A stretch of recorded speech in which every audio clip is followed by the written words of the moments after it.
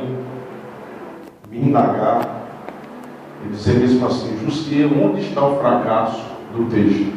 É simples. Se você analisar Mateus capítulo 10, versículo 2, se você analisar Marcos capítulo 3, versículo 16, e se você analisar Lucas capítulo 6, versículo 14, você vai perceber que nesses três textos existe algo em comum. Jesus, dentre milhares, separou 70 e dentre os 70 separou 12. E esses 12 futuramente fazeriam parte da sua escola apostólica. Como é que funciona? Primeiro veio os conselhos, as doutrinas, as limitações. Depois veio o poder. Com isso nós podemos compreender que poder sem doutrina vai caminhar em falhas. Quando eu tenho muito poder, quando eu tenho muita unção, mas não obedeço àquele que me deu o poder, isso vai se abrir uma grande porta para escandalizar o nome daquele que me deu o poder. O escândalo, muitas das vezes, ou na maioria das vezes, não vem para nós. Quando o pastor peca, o escândalo não vem para o pastor. O escândalo vem para a igreja. Quando o pregador peca, o escândalo não vem para o pregador. O escândalo vem para a igreja. A meta do diabo nas nossas falhas e nos nossos fracassos é sempre criticar o nome daquele que nos escolheu, nos doutrinou e nos deu poder. Por quê? Porque ele nunca viu Jesus errando, ele nunca viu Jesus falhando, ele nunca pegou Jesus em um flagrante que pudesse culminar na desobediência ao Pai e, consequentemente, o mistério da salvação fosse anulado. Então, como é que ele vai criticar o nome de Jesus? Por intermédio dos meus erros, por intermédio dos erros da igreja, por intermédio das nossas falhas. Quando eu disse que no texto existe um fracasso, é justamente isso. Porque nos textos que eu fiz questão de trazer na introdução, quando Jesus separou os 12, o que é que ele fez? Ele deu poder. Poder para curar, poder para expulsar os demônios, poder para limpar os leprosos e poder para ressuscitar os mortos. Quando eles receberam esse determinado poder, não existiam doenças, não existiam enfermidades, não existiam demônios que prevalecessem na vida daqueles que estavam sendo oprimidos. Então houve um avanço, houve um crescimento, o reino estava sendo estabelecido. Se você pegar de um ponto de vista literário, o reino na terra ainda não está, porque se cumprirá apenas no milênio. Então, de um ponto de vista espiritual, o reino está sendo estabelecido em nossos corações, como de uma forma invisível. Lembra do diálogo de Jesus juntamente com Pilatos no Sinédrio? Ele perguntou: da onde é o teu reino? Ele disse: o meu reino não é da... Quando ele estava se referindo que o reino dele não era daqui, o que é que ele estava fazendo?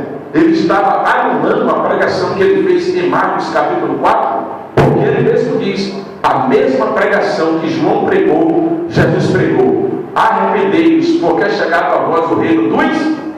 Ou seja, se ele diz que o reino dele não é daqui, como é que ele pregou que o reino era chegado? Simples, por causa da forma invisível. O reino de Deus é completamente espiritual. A batalha entre o reino de Deus e o império das trevas é completamente espiritual. Por que eu disse aqui que os discípulos fracassaram? Ou por que a igreja fracassou? É simples, porque este fato aqui é a primeira vez que os discípulos vão tentar expulsar um demônio e não conseguem. Por quê? Por causa do nível espiritual. Existe aqui uma discussão. Quem está discutindo? Primeiro, tem um pai. O pai está preocupado com o filho. O filho está sendo oprimido por um espírito das trevas. Tem um pai, o filho, a multidão e os escribas. E dentre os apóstolos tem apenas 9. Aí você pode perguntar para mim: Jussier, por que 9? É simples. Porque se você se atentar aos versículos anteriores, está acontecendo no Monte Hermon uma transfiguração. E quem está lá? Pedro, Tiago e João. 9 estão buscando a glória. Perdão, 3 estão buscando a glória. E 9 está no pé do monte. Perceba-se, Em que diz respeito de intimidade, 3, estão vivendo uma nova experiência. E 9, estão aguardando o que está acontecendo lá em cima. O que está acontecendo lá em cima? É simples. A manifestação na essência da glória do Filho. Eu já vi muitas pessoas dizerem que Jesus veio à terra 100% homem, 100% Deus. Eu discordo. Quando ele veio o homem, ele não deixou de ser Deus. Mas como homem, ele não era 100% Deus em glória. Por quê? Porque Filipenses revela que ele se despiu da sua glória, tomou a forma de homem, se transformou em servo e obedeceu até a morte e morte de cruz. O que seria isso? Observe, a glória do Filho, quando ele se transfigura, revela uma verdade. Porque Jesus na terra é Deus encarnado.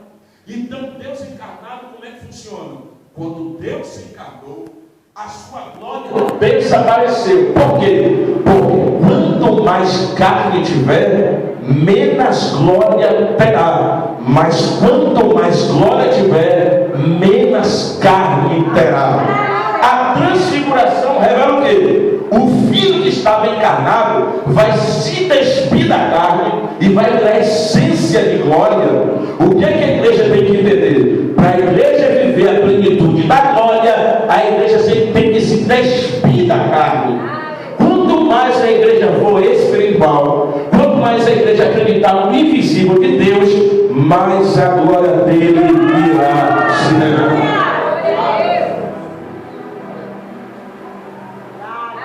Quem lembra de Abraão, diga amém. Princípio de promessas invisíveis. A promessa de Deus foi duas. Primeiro, te prometo um filho. Quando Deus falou para Abraão que ele teria um filho, é para cumprir o desejo de um coração de um servo. Porque Deus não estava interessado no filho, Deus estava interessado na nação. Então observe, duas coisas para se cumprir em Abraão. Primeiro, o desejo do seu coração. E segundo, o propósito maior de Deus. Isaac é filho, é aquilo que Abraão quer. Só que a multidão é aquilo que Deus quer.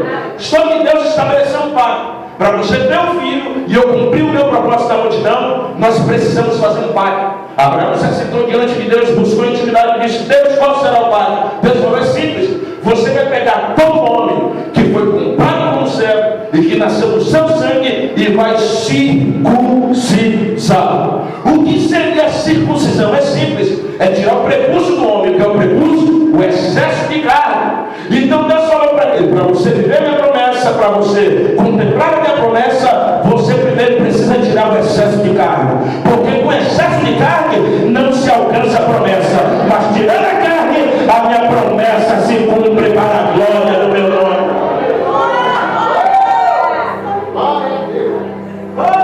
Viver na carne me afasta das coisas espirituais.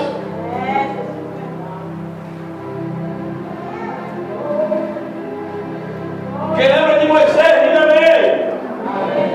Quando a filha de Faraó pegou Moisés boiando no junco, naquele cesto de junco, o texto diz que quando ela olhou para o menino, ela disse: esse menino é filho dos hebreus. Aí eu te pergunto, como é que ela sabia disso?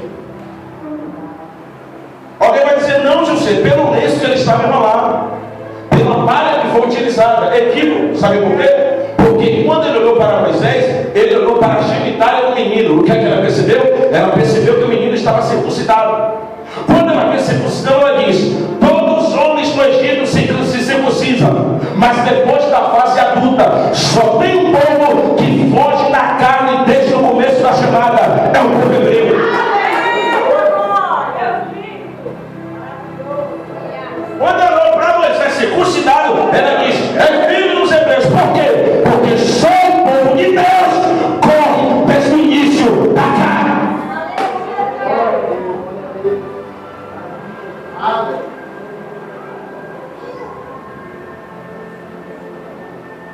Diga assim: eu tenho promessa. Deus tem propósito comigo. Eu preciso fugir da carne.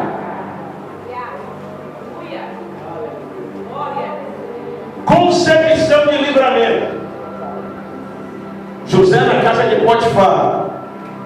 sendo atraído, sendo tentado, sendo desejado, recebeu o livramento de Deus ou se livrou sozinho?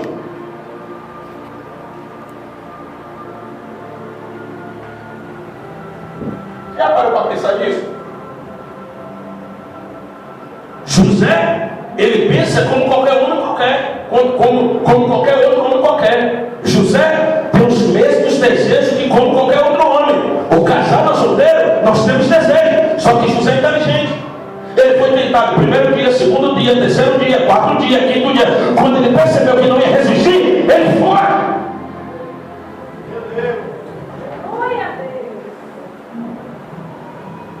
Por quê? Porque ele sabia que tinha algo de Deus na vida dele. O que é que ele pensou? Se eu continuar alimentando a carne, eu não vou alcançar o que Deus me mostrou. Mas se eu fugir da carne, eu vou alcançar o que Deus me prometeu. Levanta a mão que eu preciso liberar uma palavra profética sobre a sua vida.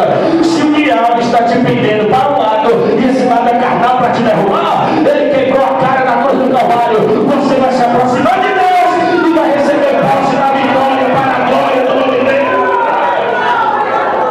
Mas microfone, filho. Mete mais um pouquinho no microfone.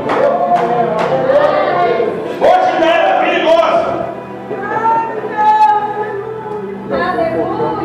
É perigoso, hoje. É tão perigoso que se você quiser fazer um desafio para de tomar banho alguns dias, ela fede. Por que eu estou te dizendo isso? Porque a gente tem as batalhas, eu vivo as minhas batalhas como cidadão da terra, mas tenho que lembrar que existe uma atmosfera espiritual em mim que é maior do que aquilo que vivo aqui. Então, na verdade, o invisível é mais real do que o visível. O problema da igreja está aqui, em acreditar e viver mais aquilo que é visível. Eu tenho que esquecer temporariamente o visível e me lembrar que o invisível é eterno. Sabe o que é que Paulo diz? Eu queria que todos os homens vivessem na terra como se não dependessem dela. Glória! Aleluia! Olha para cá, o que é que está acontecendo aqui? Glória, transfiguração. Jesus está mostrando que enquanto ele está encarnado, a glória não se revela. Só que quando ele se transfigura, a essência vem. Aí Pedro, Tiago e João são os únicos homens na terra que verão Jesus na sua essência. Aleluia! Quando ele vê aquela glória, ele se prostra. Aí quem aparece? Moisés e Elias. Pedro não resiste. Pedro fica alucinado, cheio, transbordante, perdendo a noção e tem uma ideia. Façamos 3 tabernáculos ou 3 cabanas, uma para Jesus, uma para Moisés e uma para Elias. Quando Deus lá no céu ouviu isso, Deus interferiu. Deus desceu e falou: cala a boca! A ele ouviu. Qual foi o erro de Moisés, crente? Você já parou para pensar? O sentimento, a intenção é nobre. Ele está vendo aqui 3 grandes homens de Deus. Um representa a graça, um representa a lei e o outro representa os profetas. O que é que Moisés quer? Moisés quer viver a sua melhor fase em que respeito à vida ministerial. Eu estou com Jesus, eu estou com Moisés e eu estou com Elias. Eu vou fazer uma cabana para cada um. Só que na mente de Deus, sabe qual foi o erro de Moisés? O erro de Pedro? Pedro estava querendo igualar Jesus com os demais. Por quê? Cabana para Jesus, cabana para Moisés e cabana para Elias. O texto diz que quando Deus deu um brado, Moisés e Elias sumiu e só ficou Jesus. Por quê? Porque quando eu quero glória, eu esqueço de todos e só lembro de mim. Era para você ter dado glória melhor. Era para você ter dado glória melhor. Sabe qual é o problema da igreja? Está dando mais credibilidade àqueles que estão sendo usados